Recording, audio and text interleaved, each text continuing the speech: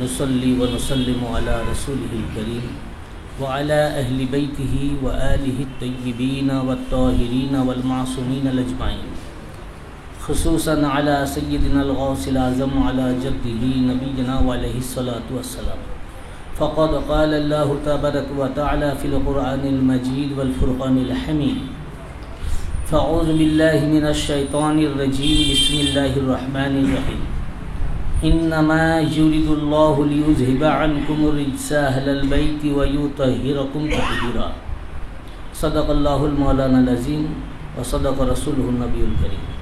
सर्वप्रथम आमी आमार आका ও मौला हुजूर पाक किबला ও কাবা পাকগণের কদম পাকে লাখ লাখ ভক্তিপূর্ণ কদম বুসি ও সাজদা পাক আরজ করত এবং তাদের সকল আলো এবং আহলে বাইত পাকগণের কদম পাকে সাজদা পাক আরজ করত আমার সকল পীর ভাই ও পীর বোনদের জানাই আসসালামু আলাইকুম ওয়া রাহমাতুল্লাহি ওয়া বারাকাতুহু।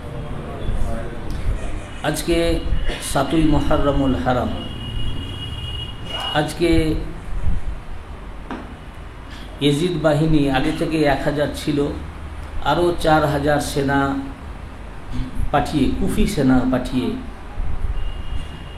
আজকে ওনাদের জন্য পানি বন্ধ করে দেওয়া হয়। এই 7 তারিখ থেকে ওনাদের পানি বন্ধ করে দেওয়া হয়েছিল। 7 থেকে 10ই মুহররম পর্যন্ত 3 দিন ওনাদের তাঁবুতে পানি পৌঁছায়নি। এই পানি বন্ধের শিক্ষা কিন্তু येजिद কিন্তু তার পিতার কাছ থেকেই নিয়েছে। এই পানি বন্ধ, এই ফোরাতেরই পানি বন্ধ এর আগেও একবার হয়েছিল, যখন মওলা আলীউল মুর্তজা আলাইহিস সালাতু ওয়াস সালাম ওনার বিরুদ্ধে বাগাওয়াত করলো মুয়াবিয়া এবং সিফফিনের যুদ্ধে সে 60,000 সেনা নিয়ে আসলো। তখন সে ফোরাত অবরোধ করেছিল এবং ফোরাত যখন অবরোধ করলো তো মওলায়ে কায়নাত পাকের যে সেনা দলে পানির সমস্যা দেখা দিল এবং ইনার লোক যখন ওখানে পানি আনতে গেল তো সে পানি দিল না। তখন মওলা পাক তাদেরকে বলে পাঠালেন যে পানি হচ্ছে আল্লাহর নিয়ামত, এটা কারোর জন্য বন্ধ করতে নাই, দোষ দুশ্মন সবারই জন্য পানি খোলা থাকবে, এটা আল্লাহর নিয়ামত আছে। তখন সে বলল যে এটা অত কিছু বুঝি না, যুদ্ধে সব কিছুই জায়েজ আছে, পানি এক ফোঁটাও দেওয়া হবে না। সেই দিন মওলা মুশকিল কুশা আলাইহিস সালাম ছোট ইমাম পাক সৈয়দুশ শুহাদা সৈয়দে কারবালা সৈয়দনা ইমাম হুসাইন আলাইহিস সালামকে বললেন যে বাবা যাও ফোরাত উদ্ধার করে আসো। ইমাম পাক সমস্ত সৈন্য সেনা নিয়ে উনি আক্রমণ করলেন, উনি এমন হামলা করলেন যে 60,000 সেনা সব ফোরাত ছেড়ে পালিয়ে যেতে বাধ্য হল এবং ফোরাত উদ্ধার করলেন ইমাম পাক। মওলায়ে কায়নাত পাক ইমাম পাককে কেন পাঠালেন? এগুলো মওলা পাক তো নূর আছেন না, পাক পঞ্জাতন আতহার পাক নূর, এই পঞ্জাতন আতহার পাক থেকে যত ঔলাদ পাক আসেন এনারা নূর, এনারা তো ভবিষ্যৎ ওনার নূরের দৃষ্টি দিয়ে দেখছেন, জানেন যে এই আমারই শাহজাদা এই ইমাম হুসাইন আলাইহিস সালামেরই ফোরাতের পানি একদিন অবরোধ করবে এবং এই দিন এই সময় 3 দিন ওনারা পিপাসার্ত থাকবেন। তো এর যে মাসলেহাত রাজ কি আছে আল্লাহ জানেন, আল্লাহ রসুল জানেন, ইমাম পাক জানেন।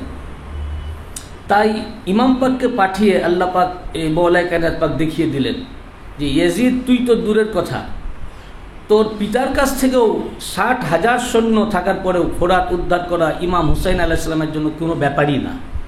সেখানে তো 4,000 সেনা, 4,000 সেনা 5,000 টোটাল, তাতে ফোরাতে 5,000 সেনা নাই, 500 সেনা মোতায়েন ছিল। এটা ইমাম পাকের কাছে কোনো ব্যাপারই ছিল না, কিন্তু এর মধ্যে রাজ ও মাসলেহাত আছে, যার কারণে ইমাম পাক নিজের শক্তি, নিজের কারামাত পাক, মোজেজা উনি দেখান নাই। ওখানে ফোরাত উদ্ধার যখন করলেন তখন মুয়াবিয়ার সেনাবাহিনীতেই পানির জন্য হাহাকার শুরু হয়ে গেল। এখন মওলা পাকের কাছে মুয়াবিয়া লোক পাঠালো পানির জন্য। তখন মওলা মুশকিল কুশা পাক ওনার যারা সেনা ছিলেন, ওনার আসহাব যারা ছিলেন, তারা বলেন হুজুর ওরা পানি আমাদের বন্ধ করে দিয়েছিল, পানি দিচ্ছিল না, তো ওদেরকে পানি দেবেন না। মওলায়ে কায়নাত পাক বলেন যে না, ওরা পানি বন্ধ করেছিল, ওরা আল্লাহর নিয়ামতকে বন্ধ করেছিল, ওটা ওদের ফিতরাত ছিল, আর এটা আলে মুহাম্মাদের ফিতরাত। বলে ওদের জন্য ফোরাত খুলে দাও, যত পানি নিয়ে যাক, এমনকি ওদের জানোয়ারকেও পানি পান করা। এই হচ্ছে আলে মুহাম্মদ সাল্লাল্লাহু আলাইহি ওয়াসাল্লাম, ওনাদের এই ক্যারেক্টার। তারা ওনাদের পানি বন্ধ করে দিচ্ছে, পানি দিচ্ছে না, ওনারা পানি পান করাচ্ছে। বুঝতে পেরেছেন না? সেই সিপ্পিনের যুদ্ধে তো সে বিশাল প্রতারণা করলো, আমরা আগেও এগুলো বর্ণনা করেছি।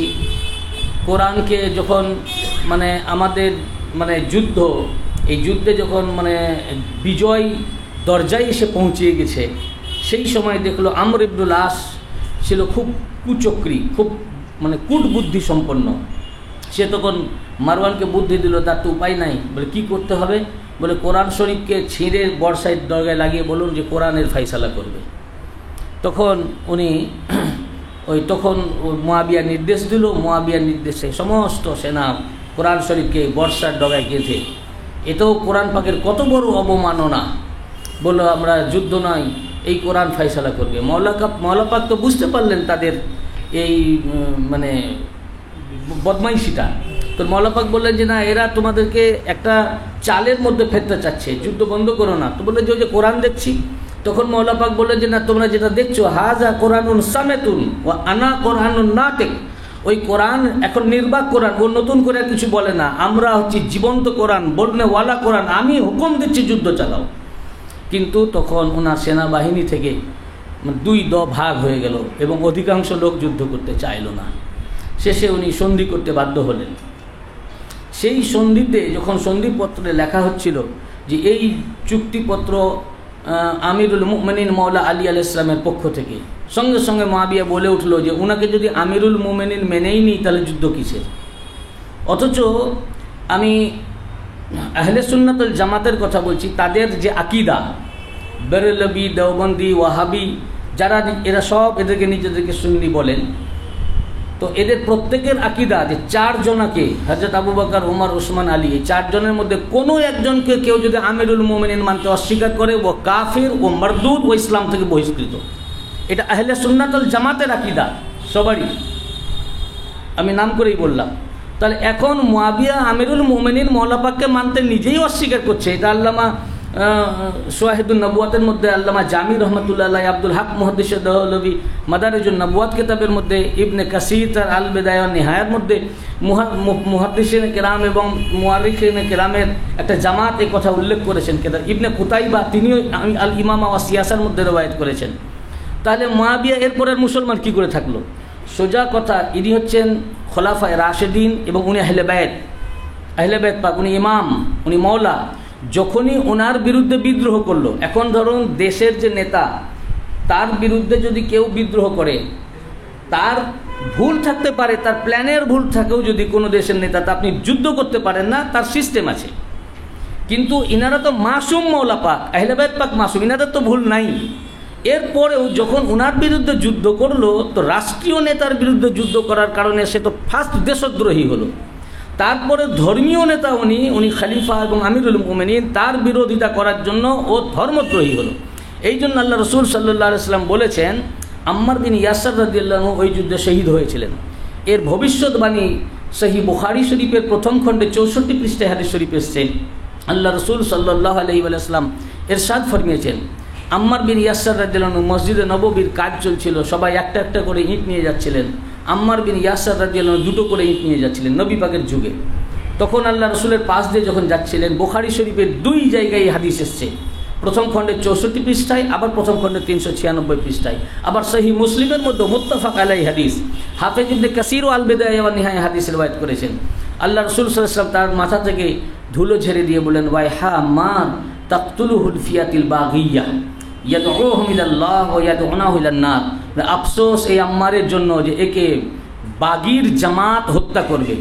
তখন ইয়াদউহুম ইলাল্লাহ ওয়া ইয়াদউনাহু ইলান নার, তখন ইনি তাদেরকে আল্লাহর দিকে ডাকবেন আর ওরা ইনাকে জাহান্নামের দিকে ডাকবে।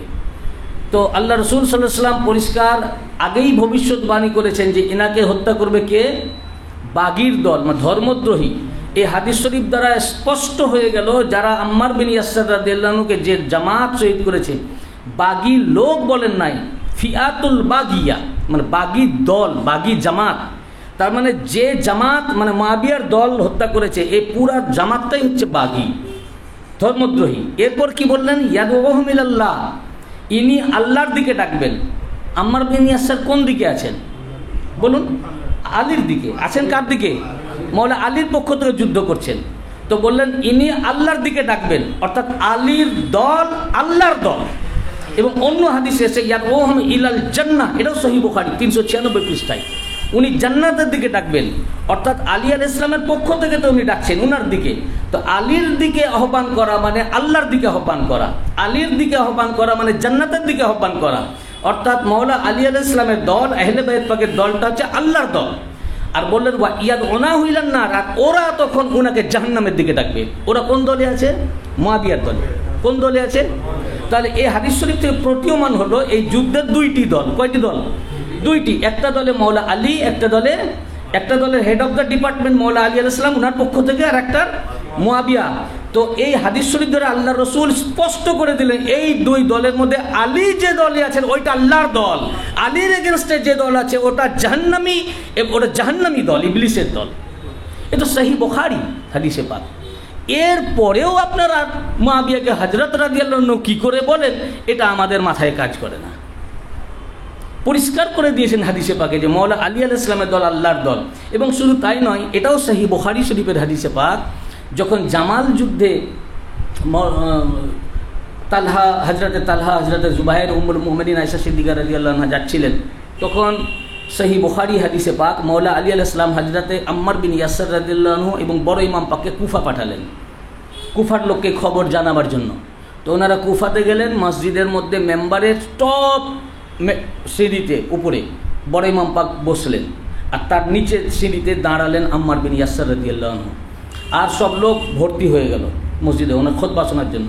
তখন উনি বললেন যে উম্মুল মুমিনিন আয়েশা সিদ্দিকা রাদিয়াল্লাহু আনহা মাওলা আলী আলাইহিস সালামের বিরুদ্ধে যুদ্ধে বেরিয়েছেন। এখন আল্লাহ তোমাদের কাছ থেকে এটা পরীক্ষা, ইমানের পরীক্ষা নিতে চান যে তোমরা হযরতে উম্মুল মুমিনিন, তার আগে বললেন হযরত উম্মুল মুমিনিন উনি রাসূল পাক সাল্লাল্লাহু আলাইহি ওয়াসাল্লামের আহলিয়া আছেন, উনি সম্মানীয় ব্যক্তিত্ব রয়েছেন। তিনি সিফিনে মাওলা আলীর বিরুদ্ধে যুদ্ধে বেরিয়েছেন বাসরার দিকে। আল্লাহ তোমাদের থেকে ইমানের পরীক্ষা নিতে চান যে তোমরা হযরতে আয়েশার দিক অবলম্বন করো, ওনার অনুসরণ করো, নাকি আল্লাহর অনুসরণ করো, কোন পক্ষ অবলম্বন করো। যুদ্ধটা হচ্ছে জামালে কার সাথে? আল্লাহর সাথে, মাওলা আলীর সাথে। তো বললেন যে তোমরা আয়েশার সিদ্দিকা রাদিয়াল্লাহু আনহা উম্মুল মুমিনিনের অনুসরণ করো নাকি আলীর অনুসরণ করো, বলেননি নাকি আল্লাহর অনুসরণ করো।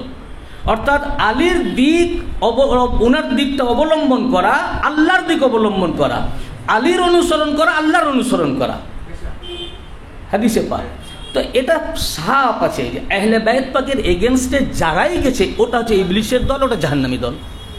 আহলে বাইত পাকের যে দল ওটা আল্লাহ পাকের দল। আর ওটা সেই দিন দেখিয়ে দিয়েছেন, এটা কিয়ামত পর্যন্ত, আজ তাক এবং কিয়ামত পর্যন্ত যারাই আহলে বাইত পাকের গ্রুপে রয়েছেন, ওনাদের গোলামিতে রয়েছেন, দাসত্বে রয়েছেন, তারা আল্লাহর দলে রয়েছেন। এটাকে কোরআন পাকে হিজবুল্লাহ বলা হয়েছে, আল্লাহর দল। আর যারা ইনাদের এগেনস্টে, এখন যারাই ইনাদের বিরোধিতা করছে, ইনাদের দুশ্মনকে যারা মানে তুলছে, মুআবিয়াকে, ইয়াজিদকে ইত্যাদিকে, জেনে নেবেন ওটা জাহান্নামী দল রয়েছে। এটা রাসূল পাক পরিষ্কার করে দিয়েছে। এখন যাই হোক, তো এরপরে আমি যে কথা আসতে যাচ্ছি, মুআবিয়া এখন অনেক কিছু কাণ্ডকলাপ আইয়ামে জাহেলিয়াতের মতো করেছে।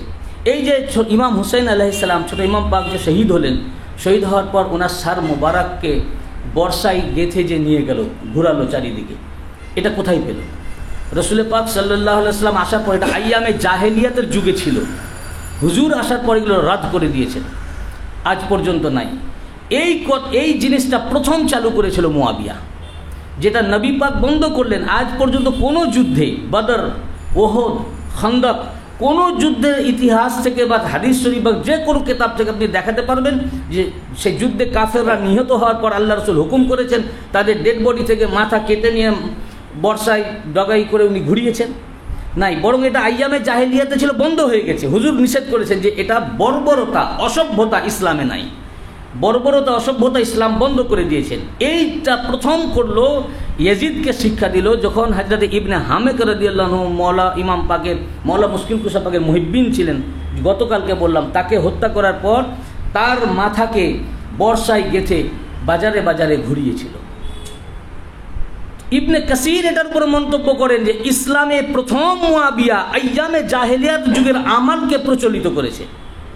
হাফেজ ইবনে কাসির এখানে কমেন্ট করেছেন, আইয়ামে জাহিলিয়াত যুগের আমলকে সে আবার ইসলামে চালু করেছে। এই যে বাজারে বাজারে মুয়াবিয়া ঘুরিয়ে সব তার ছেলেকে ট্রেনিং দিচ্ছে, এইটা দেখেই এর কাছ থেকেই শিক্ষা নিয়ে ইমাম পাক আহলে বাইত পাকদের প্রতি ইয়াজিদ এই আচরণ করেছে। মুয়াবিয়া দেখলো আমার ছেলে লম্পট, মদখোর, বানর নিয়ে খেলা করত, এমন কোনো খারাপ কাজ নাই যে ও করে না। আমার পর যে উদ্দেশ্যে আমরা এই রাস্তাটা ক্লিয়ার করলাম, বানু সাকিফা থেকে এই রাস্তাতে এই রাস্তাটা চালু হয়ে গেল, কডলাইন, বুঝেছেন না? তো এখন যদি আমার পর কেউ ইয়াজিদের হাতে বায়াত না দিত তাহলে সব বেকার হয়ে গেল।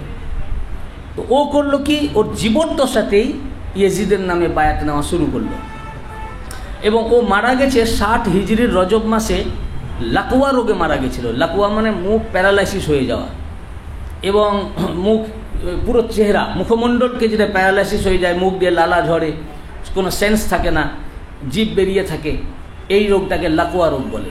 এই রোগে ও মারা গেছিল। ওই মুখ দিয়ে মওলা পাককে গালিগালাজ করত। 70,000-এরও বেশি মসজিদে ও এলান করেছিল যে মওলা আলী আলাইহিস সালামকে গালি দিতে হবে এবং যে খতিব গালি দিবে না তাকে হত্যা করা হবে। এই অপরাধে অনেক খতিবকে, ইমামকে সে হত্যা করেছে, যেখানে রাসূল পাক সাল্লাল্লাহু আলাইহি ওয়াসাল্লাম বলেছেন, মান সাব্বা আলিয়ান ফাকাদ সাব্বানি ওয়া মান সাব্বানি ফাকাদ সাব্বাল্লাহ। যে আলী আলাইহিস সালামকে গালি দিল ও আমাকে গালি দিল, আর যে আমাকে গালি দিল ও আল্লাহকে গালি দিল। আল্লাহ রসুল কেন বললেন? নবী পাকের যুগে কি কেউ মওলা পাককে গালি দিয়েছে? আল্লাহ রসুল জানেন যে একটা জামানা আসবে, এই মুয়াবিয়া যখন আসবে তখন মওলা পাককে গালি দেওয়ার প্রথা এটা আইন করে দিবে। খুতবার মধ্যে, খুতবার ভিতরেই গালি দেওয়া হতো জুমার খুতবাতে। হযরত পরবর্তীকালে ওমর ইবনে আব্দুল আজিজ এসে ওই খুতবা থেকে ওই গালিটা সরিয়ে কোরআন পাকের আয়াত পাক ওখানে ঢুকিয়ে দিলেন। এখন প্রত্যেক জুম্মায় একটি আয়াত লাস্টে পড়তে হয়, ইন্নাল্লাহা ইয়ামুরু বিল আদলি ওয়াল ইহসান ওয়া তাইজিল কুরবা ওয়া ইয়ানহা আনিল ফাহশাই ওয়াল মুনকারি ওয়াল বাগি। আল্লামা সিউতি তারিকুল খোলাফার মধ্যে লিখেছেন যে বনু উমাইয়ারা 1000 মাস ধরে মেম্বারে দাঁড়িয়ে খুতবার মধ্যে ওখানে গালি দিত। উমর ইবনে আব্দুল আজিজ এসে ওটা সরিয়ে দিয়ে ওখানে কোরআন পাকের এই আয়াত পাক ঢুকিয়ে দিলেন, ইন্নাল্লাহা ইয়ামুরু বিল আদলি ওয়াল ইহসান, নিশ্চয়ই আল্লাহ পাক ন্যায় এবং ভালাইয়ের হুকুম দান করেন। এই আয়াত পাকটি ঢুকিয়ে দিলেন। কি জুলুম চলেছে দেখুন আহলে বাইত পাকদের উপরে। কারবালার পরেও জুলুম বন্ধ হয়নি। আল্লাহ পাকের তরফ থেকে এই জন্য লাকুয়া রোগ হলো।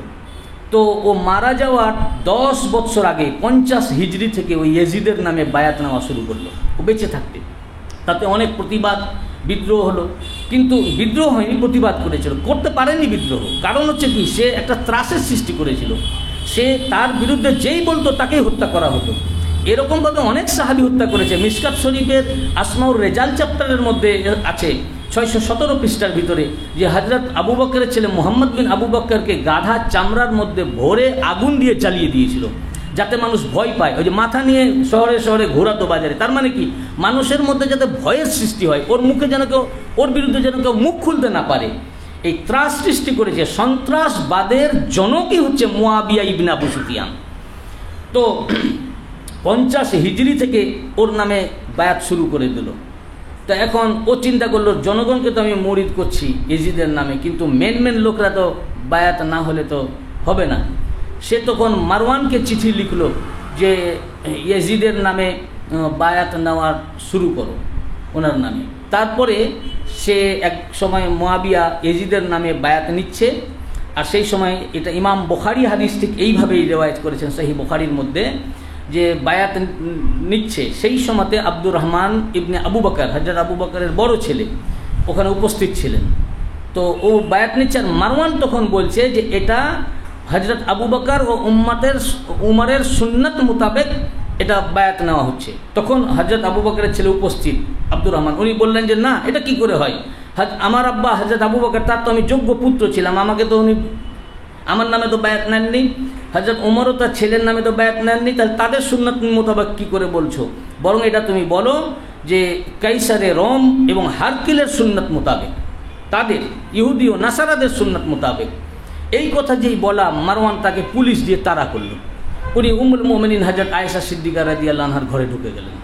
তখন মারওয়ান বলল যে এদের উপরেই কোরআনে আয়াত নাজিল আল্লাহ পাক করেছেন যে যারা নিজের বাপের জন্য বলে আফসোস, কোরআনে একটি আয়াত আছে। উম্মুল মুমিনিন একথা যখন শুনলেন উনি বললেন যে না, এটা আমাদের উপরে কোনো এই ধরনের আয়াত নাজিল হয়নি, বরং আমি বলতে পারি এটা কার জন্য নাজিল হয়েছে, বরং ওই মারওয়ানের উপরে আল্লাহ পাক কোরআনে আয়াত নাজিল করেছেন এবং মারওয়ানের বাবার উপরে কোরআনে আল্লাহ লানাত করেছেন। উম্মুল মুমিনিন আয়েশা সিদ্দিকা রাদিয়াল্লাহু আনহা বললেন। এখন দেখলো যখন হযরত আবু বকরের ছেলে আব্দুর রহমান, এনারা বিশিষ্ট ব্যক্তি কুরাইশের, উমরের ছেলে হযরত আবদুল্লাহ, হযরত জুবায়ের ওনার ছেলে হযরত আবদুল্লাহ এবং 1 নম্বরে ইমাম হুসাইন আলাইহিস সালাম, ইনাদেরকে বায়াত না করতে পারলে জনগণের ভোট পাওয়া যাবে না। সে হজে গেল 51 হিজরিতে। হজে যাওয়ার সময় সে আব্দুর রহমান ওনাকে ডেকে পাঠালো, তারপরে একটা করে ডাকলো, ডেকে বলল যে দেখো ইয়াজিদের নামে তুমি বায়াত নাও।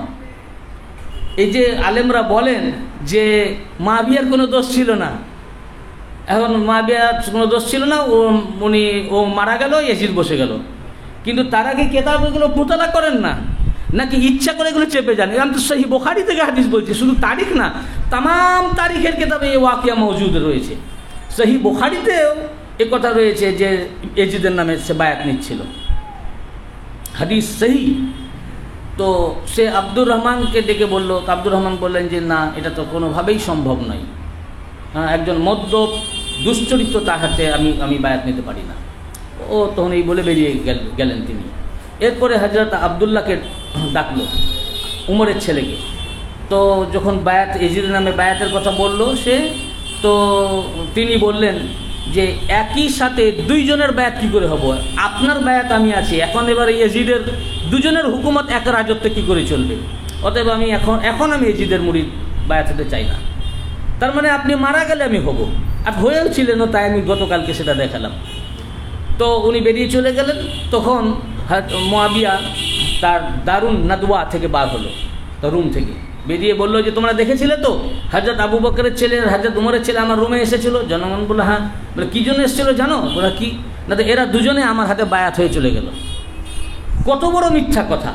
এতে দুটি দল হয়ে গেল। বিশেষ করে সিরিয়াবাসী বলল যে না, গোপনে গোপনে তো বায়াত হবে না, আমরা দেখতে চাই, আমাদের সামনে বায়াত হতে হবে। আপনি সত্য বলছেন না মিথ্যা বলছেন কি করে আমি বুঝব? এ দেখলো যে ব্যাপার তো খারাপ। তখন করলো কি, এই কথা হাফেজ ইবনে কাসির তার আল বিদায়া ওয়ান নিহায়াতে উল্লেখ করেছেন। 1,00,000 দিরহাম হযরত আবু বকরের ছেলের কাছে ঘুষ দিয়ে পাঠালো, বলে এইটা আপনাকে আমি দিলাম, আপনি আমার ছেলে ইয়াজিদের নামে বায়াত নেন। যখন তার লোক এসে দিল প্রস্তাব এবং টাকা নিয়ে আসলো, মানে দিরহামটা, তো উনি বললেন যে ঈমান অত সস্তা নয় যে দুনিয়ার বিনিময়ে আমি ঈমানকে বিক্রি করে দেব। এই বলে টাকা উনি ওই দিরহাম প্রত্যাখ্যান করলেন।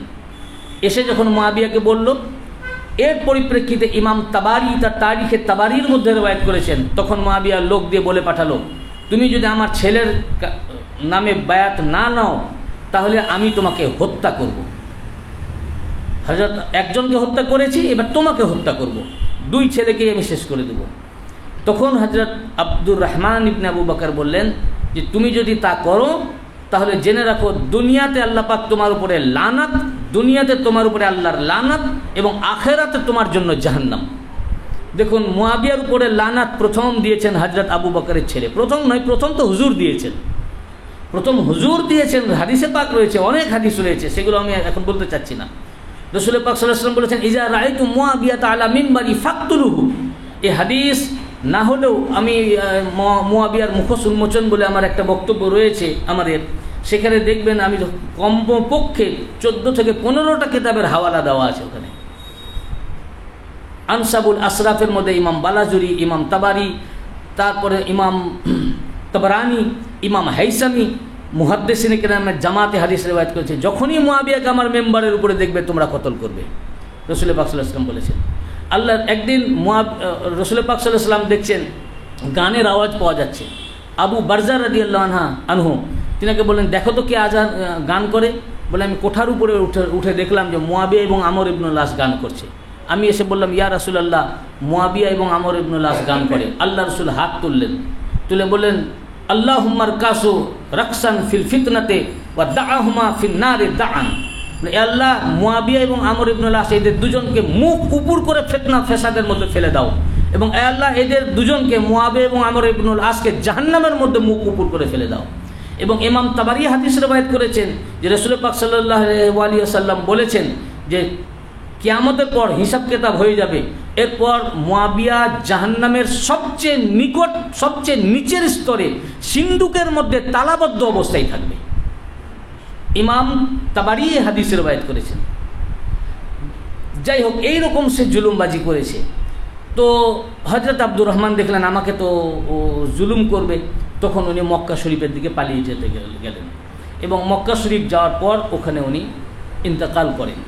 কোনো হিস্টোরিয়ান বলেছেন যে ওনাকে গোপনভাবে বিষ দেওয়া হয়েছিল।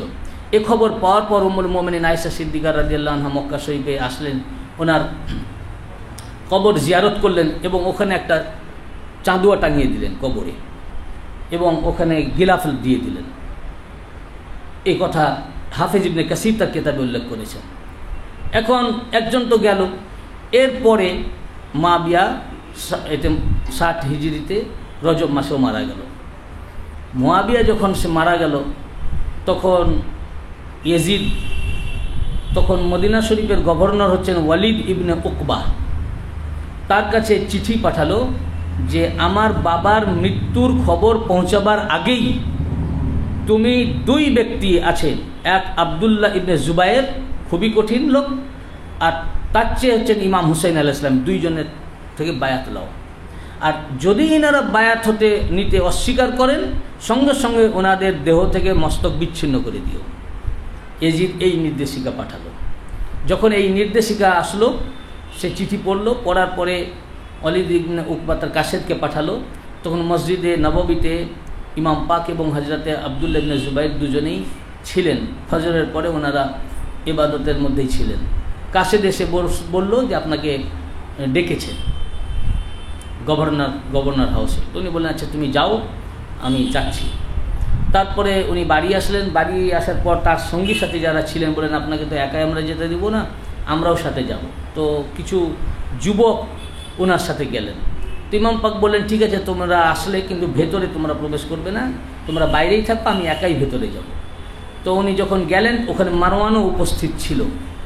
তো ওয়ালিদ ইবনে উকবা এমনি ইমাম পাককে ভক্তি করত, উনি আসতেই ও সঙ্গে সঙ্গে উঠে দাঁড়ালো এবং ওনাকে বসালো ইমাম পাককে, দিয়ে চিঠিটা পড়ে দেখালো যে এই ব্যাপার, শোনালো ঘটনা যে এই আমার কাছে চিঠি এসছে। তখন ইমাম পাক বললেন যে এত বড় তার সাহস, এই পবিত্র আহলে বায়াত যাদের রাসূল পাক আল্লাহ পাকের নূর থেকে যারা এসেছেন, এক নাপাকের হাতে কি করে মুরিদ হবে, বায়াত হবে, এটা কোনোভাবেই সম্ভব নয়। আর তুমি আমাকে চুপি চুপি ডেকেছো কেন? যদি বায়াত নিতেই হয় জনসমক্ষে সবাইকে ডাকো, তাদের মাঝে আমি যা বলার আমি উত্তর দিব।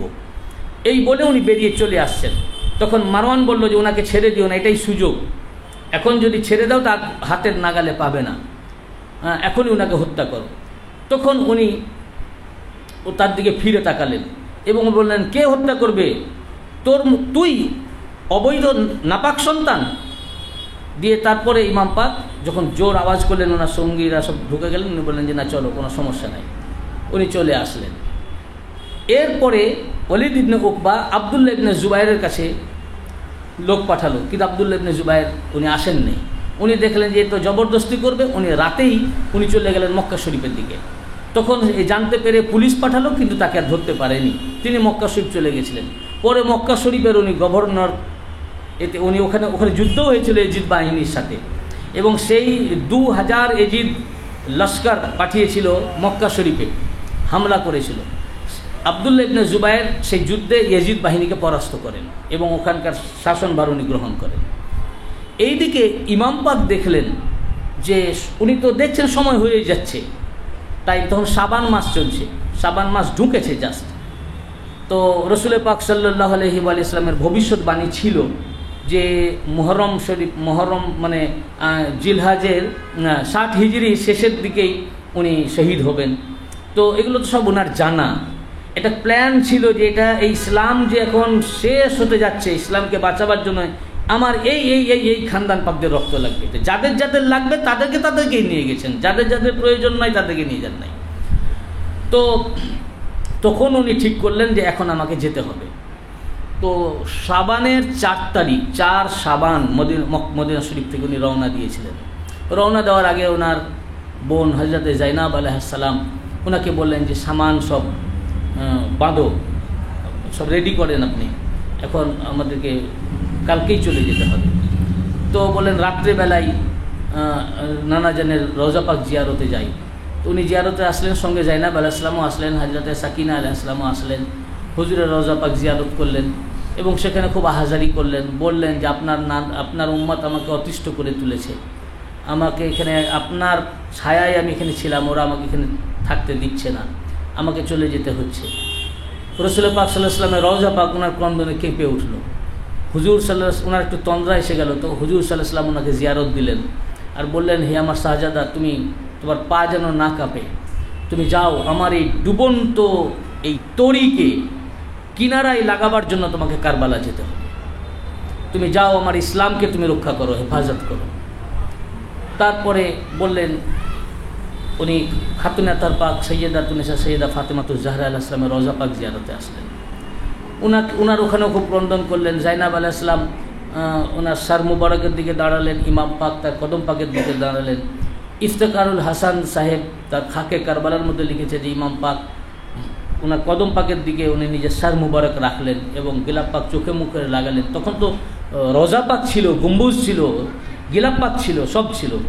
ওখানে উনি খুব ক্রন্দন করলেন যে আম্মা, আপনি আমাকে কোলে পিঠে লালন পালন করেছেন, কিন্তু আমাকে এই মুসিবত রসুল পাক আমার নানা জানের উম্মত আমাকে অতিষ্ঠ করে তুলেছে, আমাকে যেতে হচ্ছে। তো এই বলতে গিয়ে ওনার চোখের এক ফোঁটা পানি রওজা পাকের উপরে পড়েছে।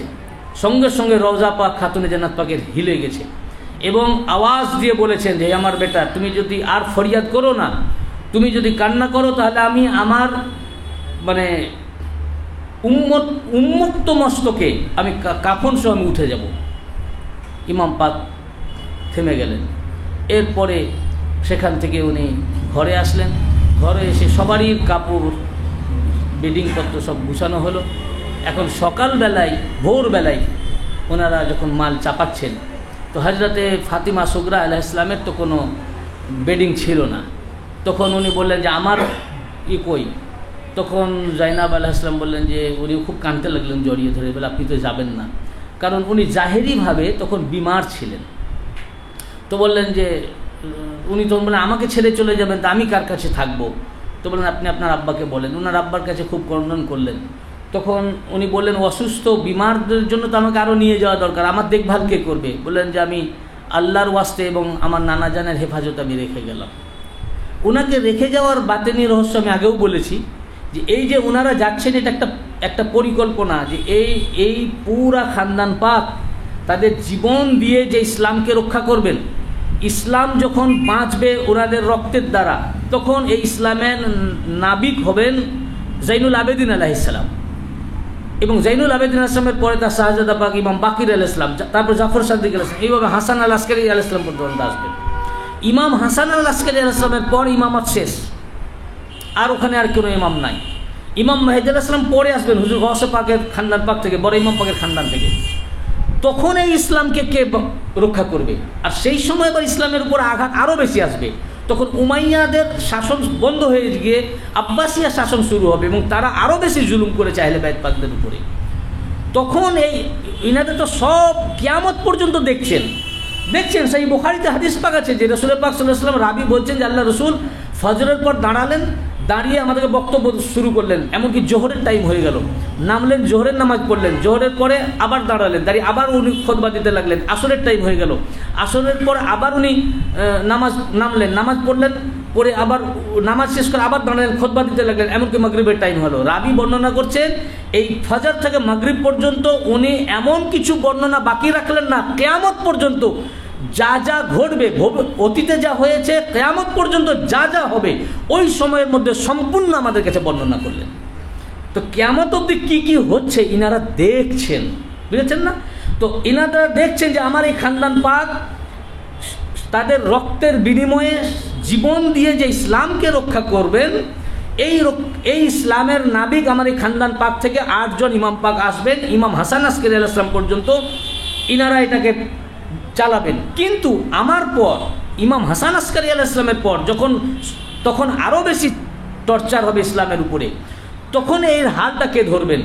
ওই সময়ে আমি যেমন আমাদের এই পুরা খানদান পাকের জীবন দিয়ে ইসলামকে বাঁচালাম, তখন 470 হিজরিতে যখন ইসলাম আবার ডুবে যাবে, মৃতপ্রায় হবে, তখন আমার এমন এক ব্যক্তিকে আসতে হবে যিনি আমাদের এই 2 শাহজাদা পাকে, 2 বড় ইমাম পাক ছোট ইমাম পাক 2 জনের খানদান পাক থেকে আসতে হবে। এই জন্য বড় ইমাম পাকের শাহজাদা হযরতে হাসানে মুসান্না আলাইহিস সালাম, উনার নাম সহিহ বুখারীতে এসেছে, উনাকে রেখে গেলেন। আর শাহজাদি এই হচ্ছে বাতেনি কারণ, ফাতেমা সুগরা আলাইহিস সালামকে রেখে গেলেন।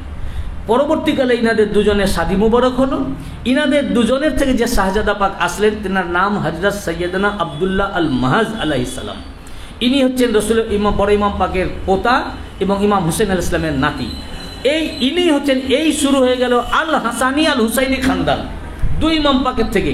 এই হাসানি হুসাইনি আওলাদ থেকে আসলেন 470 খ্রিস্টাব্দে হিজরিতে হুজুর গাউসে আজম পিরানে পীর মিরানে মীর দস্তগীর শেখ মুহিউদ্দিন আব্দুল কাদের জিলানী আলাইহিস সালাম। উনি এই মৃতপ্রায় ইসলামকে জিন্দা করলেন। এ ওয়াকে আপনারা অনেকবার শুনেছেন যে আল্লাহ রসুল এক অসুস্থ ব্যক্তি রাস্তায় পড়েছিলেন, ক্রন্দন করছিলেন, কান্নার আওয়াজ শুনে উনি গেলেন, দেখলেন জীর্ণ শীর্ণ রোগাক্রান্ত, তাকে উনি বলেন আমি উঠতে পারছি না, আমাকে তুলে ধরেন। তখন হুজুর গাউস পাক তাকে তুলে ধরতেই তিনি সুন্দর সুশ্রী যুবক এবং সুস্থ এবং এক যুবক হয়ে গেলেন, সুশ্রী হয়ে গেলেন এবং আর কোনো অসুখ নাই। তখন উনি বললেন যে আপনি কে? তখন উনি বলেন আনা লাইসা বিউলদে আদম, আমি কোনো আদম সন্তান নয়, বল আনা দীন ও ইসলাম, আমি দিন ইসলাম আছি। বানু উমাইয়া এবং বনু আব্বাসিয়াদের অত্যাচারে এই ইসলাম আমি মৃতপ্রায় হয়ে পড়েছিলাম। আপনি মুহিউদ্দিন, আপনার হস্তস্পর্শে এ দিন আবার নতুন করে জীবন লাভ করলো, মুহিউদ্দিন ওই প্রথম। হুজুর গাউস পাক বলেন আমি যখন বাগদাদ শরীফে প্রবেশ করছি আমার মসজিদে, জামে মসজিদে, তো এই নামটা তো কেউ ছিল না, আল্লাহর তরফ থেকে প্রত্যেকের মুখে আল্লাহ পাক জারি করে দিয়েছেন, প্রত্যেকেই ওনাকে ইয়া মুহিউদ্দিন বলে ডাকছেন। তো এই ফাতেমা সুগরা আলাইহিস সালামকে এই জন্য রাখলেন, রেখে উনি বাকি সবাইকে নিয়ে, এমনকি 6 মাসের শিশু হযরত আলী আসগর আলাইহিস সালামকে নিয়ে উনি রওনা দিলেন 4 শাবান মদিনা শরীফ থেকে মক্কা শরীফের উদ্দেশ্যে। আল্লাহ পাক আমাদেরকে এই কারবালার ওয়াকিয়া বোঝার, শোনার এবং এই ঘটনা শুনে আমাদের নওহাজারি করার তৌফিক আতা করেন। আমিন। ওয়া আখিরু দাওয়ানা আলহামদুলিল্লাহ।